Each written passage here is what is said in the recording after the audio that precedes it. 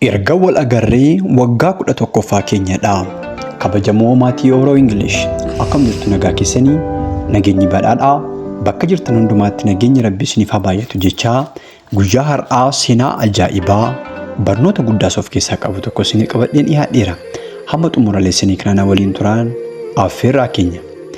Akkuma nama kamiyyuu jireenya keenya ni fooyyeffannaa, jireenya keenya ni jijjiirra jennee biyya keenya keessa jirru yookiis immoo Itoophiyaa keessatti baay'ee tattaafachaa turre. Haa ta'uutii garuu guyyaadhaa gara guyyaatti haalli nuyi keessa jiraannuu fi itti jiraannu hedduu nutti ulfaachuudhaan kan ka'e ni jijjiirra, of jijjiirra, maatii keenya illee ni jijjiirra jennee gara biyya Arabaa adeemne. Erga waliin adeemnee waggaa 6 erga achi turree booddee anis isheenis iddoo garaagaraa waggaa 6 erga turree booddee otoo wal aragiin ani gara biyya keessaatti deebi'e. Haa ta'uutii garuu isheen yookiis immoo obboleettiin koo waggaa 6 booddee waggaa 5 ammallee achumatti haftee waggaa 11f guutummaadhumatti gara biyya Arabaa hojii of jijjiiruuf jecha hojiiwwan garaagaraa hojjechaa turteetti. Haa ta'uutii garuu ani gara biyya keessaatti deebi'ee erga waggaa 6 hojjedhee booddee gara biyya keessaatti deebi'een heerumee daa'imallee godhadhee jireenya kana fakkaatu yookiis immoo jireenya bareedaa jiraachaa jira. Haa ta'u garuu yeroo hundumaa waa'ee ishee yeroo yaadu waggaa amma kanaaf otoo wal argiin inni turre akkuma jirutti ta'e osoo jiruuti garuu maatii mataa ishee osoo hin horatiin kana jechuun heerumtee abbaa warraa ofii isheetii akkuma kanas immoo daa'ima hin argachiin jiraachuun ishee yeroo hundumaa baay'ee natti dhaga'ama. Isa kanaafis immoo yeroo hundumaa baay'een gadda yeroon waa'ee ishee yaadu baay'ee keessi koo na caba, garaan koos baay'ee miidhama, lapheen koos yeroo baay'ee ni dhiphata. Haa ta'uutii garuu yeroodhaa gara yerootti bilbilaan wal agarra. Bilbilaanis waan tokko waliin ni haasofnaa, yaadas waliin jijjiirra. Garuu erga wal agarree waggaa 11ffaa keenyadha waan ta'eef deebinee wal agarra. Deebinees mana tokko keessa ni jiraanna. Deebinees gaddaa fi gammachuu kaleessa gadda waliin dabarsaa ture sana ni dabarsina yaada jedhuu fi amantaa jedhu hin qabuun ture. Maaliif? Akkuma isin beektan fageenya hamma kanarraatii haadhota sana cabsanii dhufanii wal arganii bifa kaleessa gadda waliin turan sana wal arguun hedduu hammam akka ulfaatu hedduun keessa ni beektu. Kabajamoo maatii koo anis isa kana wajjin wal qabatee seenaa baay'ee ulfaataa fi gaddisiisaa haa ta'uyyuutii malee har'a immoo bor seenaan hin jijjiiramne kamiyyuu jireenyi hin dabarre kamiyyuu akka hin jirre seenaa kanarraa ni hubattu jedheen seenaa afaan Amaariffaatiin qophaa'e kana afaan Oromootiin kan isin dhiyeessaa jiru.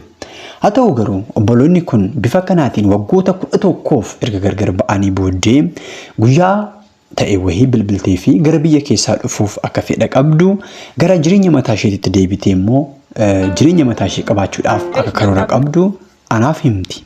Anis jecha kana gaafan isheerraa dhagahee gammachuu ammanan jedhamnetu natti dhagahame. Anis dhugaa natti hin fakkaanne obboleettii koo naaf kottu kaa ani kun obboleettiin kee asan jira ana bira boqotta waan tokko wanti si yaaddessuu fi wanta tan dhiphattu hin jiru. Kana booddee jireenyi keenya ni sirrata. Atis jireenya kee sirreeffattee jireenya mataa keetii ni qabaatta. Yeroodhaaf garuu na bira boqochuu dandeessaa. Gaddattis, gammachuuttis, bal'inattis, rakkinattis isa kaleessa gaddaan ol har'a waliin jirra. Waaqayyoof haa galatu jireenyi hamma ta'e sirrateera. Kanaafuu kaleessa gaddaa wanta dhiphannu hin qabaannu. Kanaafuu jireenya bareedaa waliin ni qabaanna. Anis obboleettii koo kan isin ajaa'ibu ishee malee akka hin qabnedha seenaa kanarraa kan odeeffadhe. So obboleettii ani qabu si qofa waan ta'eef si'iin deebi'ee argi jechuun anaaf addunyaa lammaffaadha.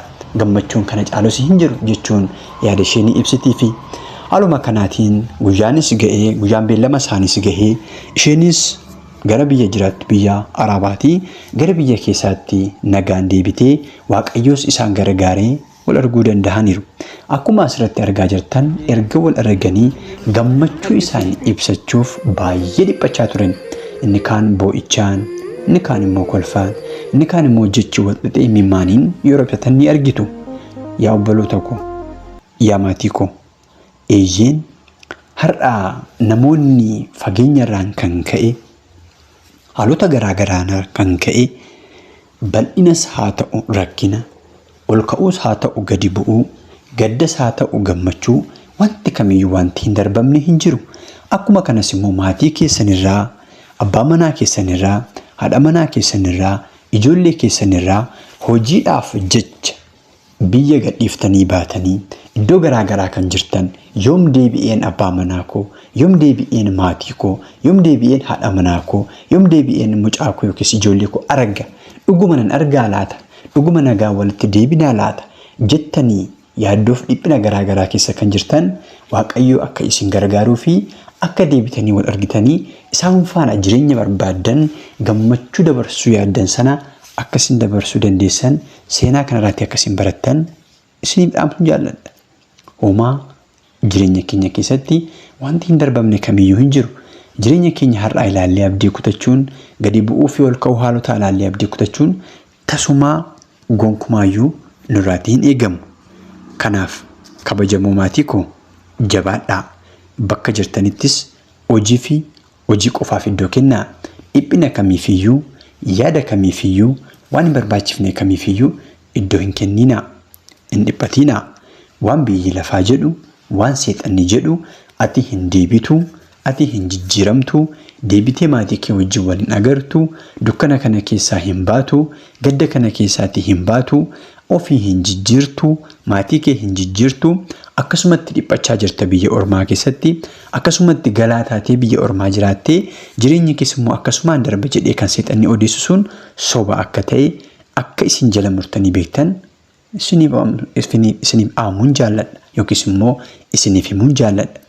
Waan isin seenaa obboloota keenya kanarraa bartan seenaa guddaadha jedheen abdadhas amanas. Sababiinsaas namni waggaa 11 walirraa fagaatee deebi'ee wal arguu caalaa wanti ulfaataan hin jiru. Waggaa 11 jechuun tilmaamuu dandeessu. Umurii nama tokko jechuudha. Umurii daa'imni tokko dhalatee mana barnootaa eegalee barnoota itiin haga kutaa 2-3 amma kutaa 2-3-4tti barachuu umurii inni danda'udha jechuudha. Ifama. So kanaafuu jireenya keenya keessatti abdii kutachuun tasumaa seexana dhaga'uu dhiisuun gurra ofii seexanaa fi hojiiwwan kamiif heeruu dhiisuun baay'ee murteessaa akka ta'e akkasiin barattan nan fedha. Jabaadhaa. Har'i bor miti. Bor guyyaa biraati. Bor guyyaa ifaati. Bor guyyaa itti milkoofnudha. Bor guyyaa itti jijjiiramnudha. Bor guyyaa kan biraadha. Kanaaf kabajamoo maatii Oromoo English. Jabaadhaa. Adeemsi gara fuulduraatti fuuldurri keenya ifa. Seenaa kana fakkaatanii fi barsiisoo jajjabeessoo ta'an yeroodhaa gara yerootti qabannee waan isiniif dhiyaanuudhaaf subscribe gochuun maatii keenya ta'a. Laayikii fi koomentii gochuun akkuma kanas immoo share gochuun namoota ergaan kun ni malaaf jettaniif share gochuu hin dagatinaa. Oraa bulaa deebana.